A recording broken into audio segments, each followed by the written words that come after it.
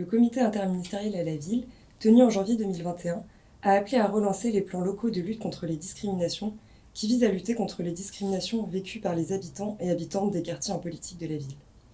En parallèle, le gouvernement a lancé une démarche nationale de concertation citoyenne sur les discriminations et a appelé à trouver des solutions. En principe, les plans de lutte contre les discriminations sont obligatoires depuis 2014 et pourtant, tous les contrats de ville n'en sont pas pourvus. Pour la création et la mise en œuvre de ces plans, la loi de programmation pour la ville et la cohésion urbaine, dite loi Lamy, prévoit que ces actions s'inscrivent dans une démarche de co-construction avec les habitants. En principe, les habitants doivent donc être à minima consultés, voire impliqués dans les actions de lutte contre les discriminations, de la phase du diagnostic à la mise en œuvre des actions, jusqu'à l'évaluation du plan. En pratique, la question de la participation citoyenne à la création des plans de lutte s'avère parfois éloignée des ambitions législatives.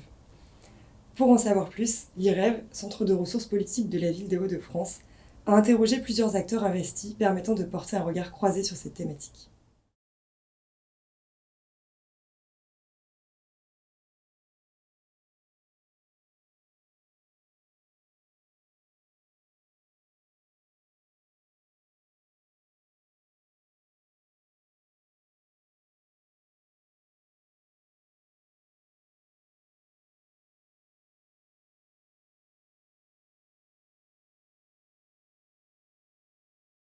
L'association des anciens mineurs marocains de Pas-de-Calais a été créée en 1989 à la fermeture des mines. Donc, nous, on était des militants syndicalistes au sein des syndicats qui ont été avec nous dans les mines. Et après la fermeture des mines, on a créé cette association parce qu'on a vu que les gens qui ont été en conversion et rencontrent beaucoup de problèmes. Donc on a décidé, tous les anciens délégués, je peux dire en général maghrébins, qui ont été au sein de la CGT et les autres syndicats, on s'est réunis pour essayer de défendre les anciens mineurs marocains. Notre rôle au sein de l'association, c'est de défendre les gens. Tous ceux qui ont des problèmes, tous ceux qui sont discriminés, parce que depuis 30 ans, moi je vous le dis, jusqu'à aujourd'hui, depuis 30 ans, on est toujours discriminés. On est discriminé ce qui concerne le logement, on est discriminé ce qui concerne nos enfants. Ils vont aller chercher un stage, j'étais avec eux, ils sont refusés partout, déjà au collège, ils sont refusés partout. Les mineurs ont été discriminés dans leurs droits parce qu'ils n'ont pas le droit de voir leur achat des avantages en nature, donc c'est un droit comme tous les mineurs. Et donc c'est de là que l'agglomération avec la MMN, ils ont fait un plan pour créer le plan contre la discrimination. Et de là, on est avec l'agglomération de Douai pour cette discrimination, pour combattre la discrimination. Avec l'agglo de Douai, depuis 2018, on a été ouvert à la permanence de lundi au vendredi de 9h à 2h à midi et de 14h à 17h. On était ouvert pour recevoir les gens discriminés. Et de là, on a reçu pas mal de gens qui sont discriminés déjà dans leurs droits, et soit qui ont été chercher un stage, qui n'ont pas trouvé, les jeunes. Ils sont venus nous voir. On a même près des jeunes en stage ici, au sein de notre association. On a fait plus d'interventions, beaucoup d'interventions dans centres sociaux, des écoles. On a été voir les jeunes et tout ça, on a parlé de discrimination.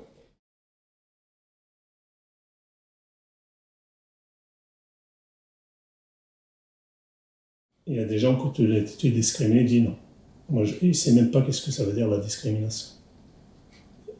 Tout le monde n'est pas au courant, parce que comme nous, par exemple, à l'association, on reçoit des gens avec des courriers, on voit qu'ils sont discriminés, mais lui, il dit que j'ai un courrier, regardez le courrier, on l'envoie dans le courrier, il est discriminé. Et lui, je ne sais pas. Même si on peut lui expliquer, par exemple, tu es discriminé, on va avoir du mal pour qu'il comprenne qu'est-ce que ça veut dire la discrimination.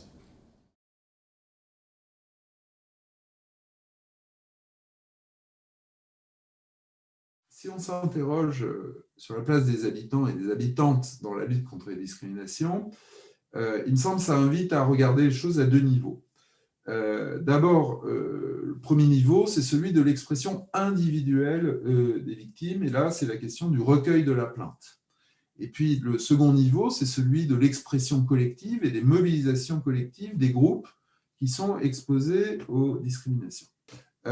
Du côté des victimes, ce qu'on voit, c'est que beaucoup de personnes qui ont fait l'expérience très douloureuse de la discrimination, en fait, refusent d'afficher cette souffrance qui est liée au traumatisme de la situation qu'elles ont vécue, et donc elles préfèrent ne pas en parler. Les discriminations sont des phénomènes subjectifs, et quand on mesure qui, ou en tout cas quelle part des habitants et des habitantes d'un territoire témoignent d'expériences discriminatoires, on est étonné de voir que plus de la moitié, bien souvent des habitants et des habitantes d'un territoire, parfois les 2/3, les 3/4 en fonction des quartiers, expérimentent au cours des 12 derniers mois, car nos mesures se font toujours au cours des 12 derniers mois de manière à être comparables, des expériences discriminatoires. Dans ce contexte-là, les citoyens et les citoyennes ne peuvent plus garder indéfiniment pour eux, pour elles, ces expériences-là. La question n'est pas tant donc d'avoir un espace pour libérer la parole, un espace pour recueillir la parole, qu'une méthode pour absorber, accueillir et accompagner la prise de parole citoyenne et citoyen, et des citoyennes et des citoyens, car une fois cette parole sortie de l'espace de l'intime et de l'espace du privé, qu'en fait le politique? Et donc, dans l'approche républicaine française, on s'en tient à la réparation de torts subis par des individus et on cherche à occulter en quelque sorte les mobilisations collectives de ceux qui sont des groupes discriminés.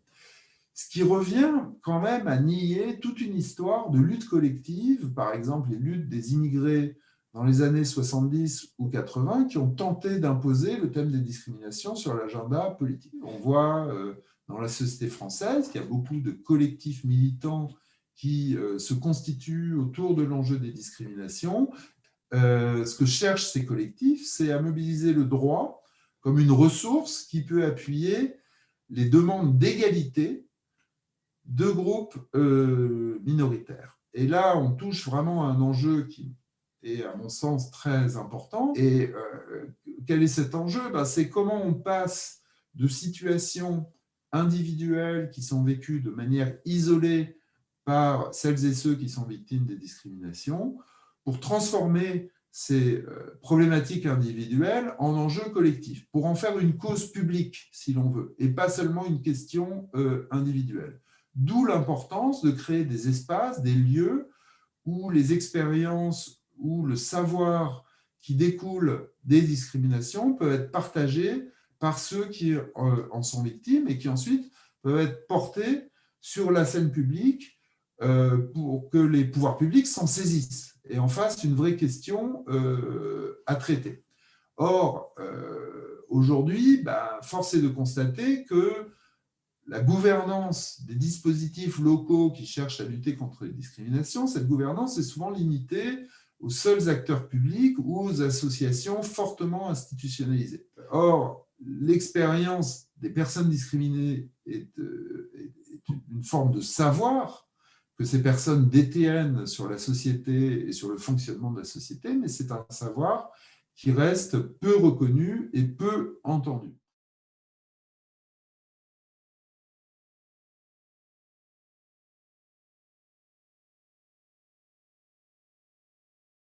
Ce que je note sur les questions de racisme ou de discrimination ethno-raciale, vous employez le terme que vous voulez, c'est un embarras. La difficulté à prendre en charge les discriminations racistes renvoie peut-être à la structuration très contemporaine des mouvements citoyens en matière de lutte contre les discriminations, qui prennent plus souvent la forme de collectifs informels que d'associations. On l'a vu il y a une cinquantaine d'années avec les mouvements écolos. On commence à le voir avec les mouvements LGBT. Ça pose des questions fondamentales aux collectivités, aux institutions, comment faire avec des collectifs qui sont par essence des collectifs aléatoires, meubles, qui n'ont pas notamment de représentants et de représentantes statutaires. On a donc un embarras qui n'est pas que thématique, hein, on a aussi un embarras qui est relationnel, avec des structurations politiques dont on ne sait pas trop quoi faire. Donc, moi, je peux rajouter que ce que vient de dire M. Joyce, c'est le problème des jeunes. Le problème des jeunes, c'est nos enfants. Et c'est nos enfants, c'est l'avenir de ce pays, de la France. Cette jeunesse, si on le discrimine dès son début, je ne sais pas pour qu'il devienne comme nous, par exemple, on a été discriminés depuis le début, si on ne va pas laisser faire. On vous le garantit, on va se battre, pas dire toutes les jeunes. Moi, je prends la jeunesse en général.